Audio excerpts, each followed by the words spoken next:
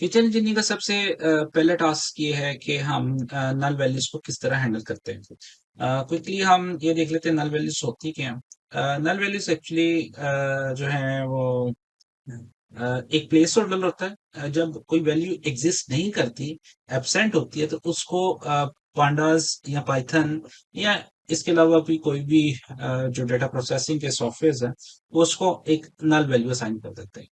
तो एक बात, लेकिन एक बात याद रखनी, null values is different from the zero. Zero एक वैल्यू है। अगर किसी बच्चे के मार्क्स जीरो हैं तो इसका मतलब ये इसके मार्क्स हैं।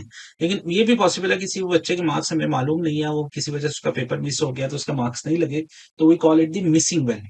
तो जीरो और मिसिंग वैल्यू और स्पेस में फर्क होता है। समटाइम हम स्पेस डाल देते हैं, स्पेस का मतलब भी वो भी वैल्यू है, लेकिन मिसिंग का मतलब है कि एग्जिस्ट नहीं करती, और वो उसकी जगह फिर एक वैल्यू आ जाती है विच इज कॉल्ड दी नल। और जब भी नल वैल्यू आएगी, हम उसको फिर जो देखेंगे कि हम इसको किस तरह हैंडल कर सकते हैं, कर सकते हैं। तो क्विकली देखते हैं कि ये एक एग्जांपल डेटा सेट है। इसके अंदर लेट्स से ये हाइट का, वेट का, कंट्री का डिफरेंट इंफॉर्मेशन है। अब इसमें बाकी सबकी इंफॉर्मेशन तो हाइट की इस रिकॉर्ड की है हमारे पास, 2 की भी है, 3 की भी है, 4 की भी है। फर्स्ट की, फिफ्थ की और सिक्स की इंफॉर्मेशन नहीं है।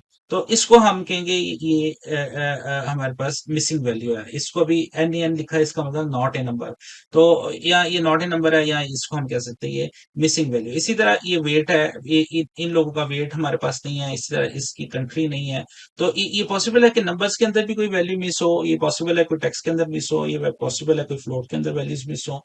तो इन तमाम वैल्यूज को हम कलेक्टिवली नल वैल्यूज कहते हैं, और मिसिंग वैल्यूज कहते हैं। किसी वजह से भी हो सकती है, डाटा लॉग करते हुए वो इन्फॉर्मेशन किसी ने प्रोवाइड नहीं की, लिखते हुए हमसे नहीं लिखी गई, या वो एक्चुअली वो इन्फॉर्मेशन है ही नहीं थी, अवेलेबल ही नहीं थी फॉर स्पेसिफिक रिकॉर्ड और इंस्टेंस।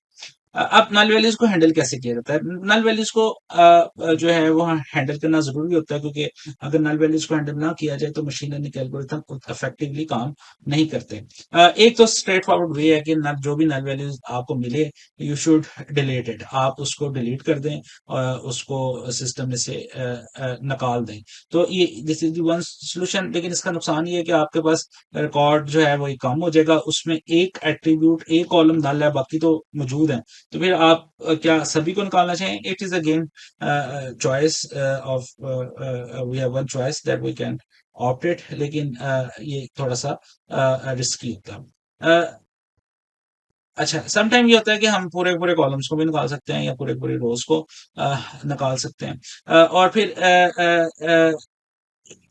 डिलीशन के अलावा हमारे पास एक और ऑप्शन है कि हम डाटा को इंप्यूट करते हैं। कंप्यूटेशन मींस कि हम नल वैल्यूज को ना किसी एस्टीमेट के साथ रिप्लेस कर दें। तो रिप्लेसमेंट में वी हैव डिफरेंट ऑप्शन कि हम ओवरऑल एवरेज ले लें या मीन ले लें, उसको नल वैल्यूज को उससे रिप्लेस कर दें, या अगर कैटेगोरिकल डाटा है तो फिर हम मॉड या मीडियन लेकर उसको रिप्लेस कर सकते हैं। तो वी हैव डिफरेंट ऑप्शंस कि अब हमारे पास नल वैल्यू आई है। एक ऑप्शन है कि हम पूरे के पूरे रिकॉर्ड को डिलीट कर दें। दूसरी ऑप्शन है कि हम रिकॉर्ड को रिप्लेस कर दें, उस वैल्यू को किसी मीन के साथ या मॉड के साथ। तो डिलीशन अगेन, जिस तरह मैंने आपको कहा, it is the quite risky task. इससे जो है वो हम बाकी सारे के सारे डाटे को भी जाया कर रहे होते हैं, उस इंस्टेंस को। ये भी पॉसिबल है कि अगर बहुत ज्यादा उसमें वैल्यूज हैं फिर तो डिलीट करने में कोई हर्ज नहीं है, लेकिन अगर उसमें एक आधी वैल्यू मिस है तो फिर हम उसको एस्टिमेट कर लेते हैं। और एस्टिमेट करने का तरीका कार क्या है कि हम देखते हैं कि ओवरऑल मीन क्या है, तो उसको मीन के साथ रिप्लेस कर सकते हैं, या मॉड के साथ रिप्लेस कर सकते हैं। तो अभी हम देखते हैं कि इन वैल्यूज को हमने किस तरह हैंडल करना है, और हमारे पास पाइथन में पांडास के अंदर कौन कौन से फंक्शंस हैं, तो वो हम किस तरह उसको एक्सरसाइज कर सकते हैं, कर सकते हैं। तो क्विकली हम अपने नोटबुक के ऊपर मूव करते हैं। उसके ऊपर फिर हम ये टास्क परफॉर्म करते हैं। अच्छा जी, ये मैं नोटबुक पे आ गया। यहाँ पे ऑलरेडी हमारे पास जो है वो कुछ वैल्यूज का डाटा फ्रेम है, और अगर आपने नल वैल्यूज आइडेंटिफाई कर दी हो तो आप data frame dot is null dot sum का फंक्शन कॉल कर सकते हैं। ये आपको हर कॉलम के अंदर बता देगा कि टोटल कितनी नल वैल्यूज एग्जिस्ट करती हैं। फॉर एग्जांपल इसमें हमने बता दिया लेबल के अंदर कोई नल वैल्यू नहीं है, यानी कि मीन सारे लेबल्स की वैल्यूज हमारे पास हैं, बाथरूम की सबकी हैं, फ्लोर्स की हैं। टोटल फ्लोर में 23 नल वैल्यूज हैं, और बिल्डिंग टाइप में 38 नल वैल्यूज हैं। तो अब आप नोट करें, total floor actually numerical field है, तो इसको हम मीन से रिप्लेस कर सकते हैं। Building type is not numerical field, ये कैटेगोरिकल वेरिएबल है, क्योंकि अगर आप देखना चाहते हैं तो आप देख लें, df डॉट आप सैंपल इसका लेकर देख लें कि मे बी 10 इज गुड। तो यहाँ पे आप बिल्डिंग टाइप जो है वो एट्रीब्यूट हमारे पास है ये, तो इसमें देखेंगे कैटेगोरिकल वैल्यू है, इसमें वेरिएबल है, इसके अंदर वैल्यूज नहीं है। ऑन अदर हैंड जो हमारे पास था टोटल फ्लोर्स, उसमें न्यूमेरिकल वैल्यूज हैं।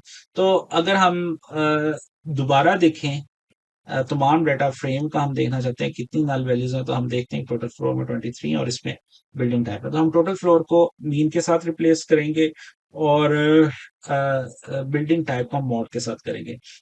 मॉड का मतलब ये होता है कि जो डेटे जब कैटेगोरिकल डाटा होता है उसमें मॉड का मतलब है जो चीज ज्यादा रिपीट हो रही हो, यानी कि ज्यादा दफा अक्कर कर रही है, वो हम उसके साथ उसको रिप्लेस करेंगे। तो मीन का मतलब है हम एवरेज के साथ रिप्लेस करना चाहते हैं। अक्सर आपको जो डाटा फ्रेम होते हैं इसमें तो इतनी ज्यादा नल वैल्यूज नहीं, लेकिन एक्चुअली जो रियल डाटा फ्रेम्स होते हैं उसके अंदर अच्छी तादाद में नल वैल्यूज होती हैं। तो आपको उनको पहले चेक कर लेना चाहिए कितनी नल वैल्यूज है, और फिर आपको उनका स्पेसिफिक ट्रीटमेंट करना चाहिए। तो सबसे पहले तो हम हमारे पास जो कॉलम है वो है टोटल फ्लोर का, जिसमें नल वैल्यूज हैं। तो हम ये करते हैं df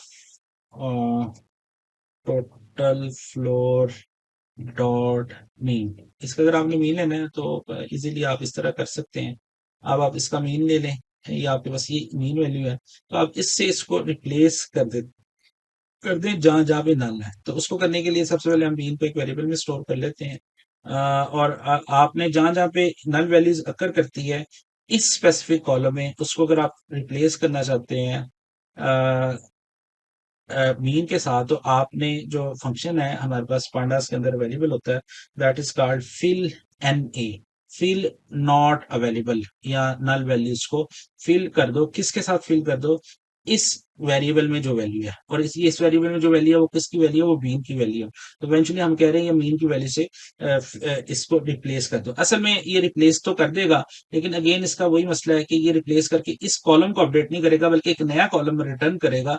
अगर आप चाहते हैं वो कॉलम को डाटा फ्रेम के अंदर दोबारा ओवरराइट करें, तो फिर आपको दोबारा से ये कमांड लिखनी पड़ेगी, ताकि ये वाला जो नया कॉलम वो रिप्लेस करके रिटर्न करे, वो एक्चुअली आपके डाटा फ्रेम के अंदर ही अपडेट हो जाए, क्योंकि ये विद इन डाटा फ्रेम इसको अपडेट नहीं करता, नया कॉलम आपको रिटर्न कर देता। तो ये एक्चुअली अब हमारा यहाँ पे हम दोबारा से अगर इसको प्रिंट करके देखें इस नल को, कौन कौन सी नल है और फिर उसका सम लें, तो यू विल सी के ये अब वो जो यहाँ पे हमारे पास टोटल फ्लोर में 23 थी, अब वो 0 हो गई होंगी।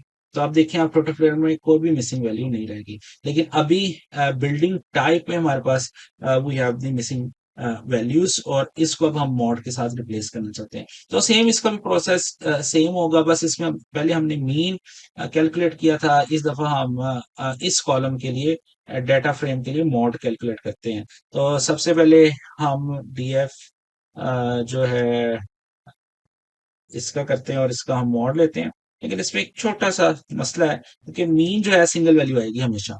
Mod sometime it is possible कि दो वैल्यूज रिटर्न करे, क्योंकि वो डिपेंड करता है कि ये डाटा जो है वो इवन है या ऑड है। तो मॉड की शक्ल में हो सकता है हमारे पास दो वैल्यूज आए, इस केस में तो एक आ रहा है डाटा ऑड होगा। तो अगर इवन है तो we will get two values. तो एहतियातन फिर हम उसको कहते हैं कि आप ना एक जेनेरिक कोड लिखने के लिए हम कहते हैं 0 आप रिटर्न करें, तो ये हमें वो 0 वैल्यू रिटर्न कर देगा। और इसके बाद हम ज़ीरो इंडेक्स पे आईएफ, अब इसको हम क्या लेते हैं, इसको एक वेरिएबल में स्टोर कर लेते हैं, उसका नाम मॉड ही रख लेते हैं और इसको हम रिप्लेस कर देते हैं जिस तरह हमने पहले किया था अपने डेटा फ्रेम के में। हम कहते हैं जो नया कॉलम बिल्डिंग टाइप का बनेगा वो क्या होगा, बिल्डिंग टाइप ही के कॉलम से वो निकलेगा और उस कॉलम में जो उसका नॉट अवेलेबल वैल्यूज को फिल करने के बाद जो कॉलम मिलेगा हम उसके साथ इसको रिप्लेस करेंगे। तो फाइनली जब हम ये कमांड चलाएंगे तो अब हमारा डाटा फ्रेम में ये 38 वैल्यूज भी फिल होगी, किसके साथ, आईएफ के साथ।